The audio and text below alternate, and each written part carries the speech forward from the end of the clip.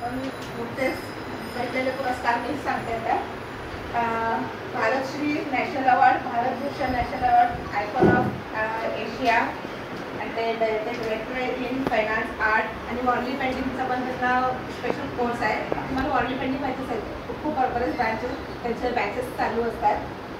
आणि director in social worker, PhD in rural development of women.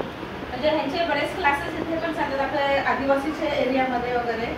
आणि पूर्ण त्यांचा डायरेक्ट कॉन्टॅक्ट दिल्लीहून आहे आणि आपलं हे गव्हर्नमेंट सगळे कोर्सेस चालवतात.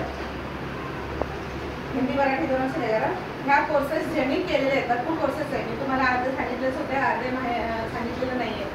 ते कोर्स करून बरेच महिलांनी आपलं स्वतःचा बिझनेस चालू केलेलं आहे.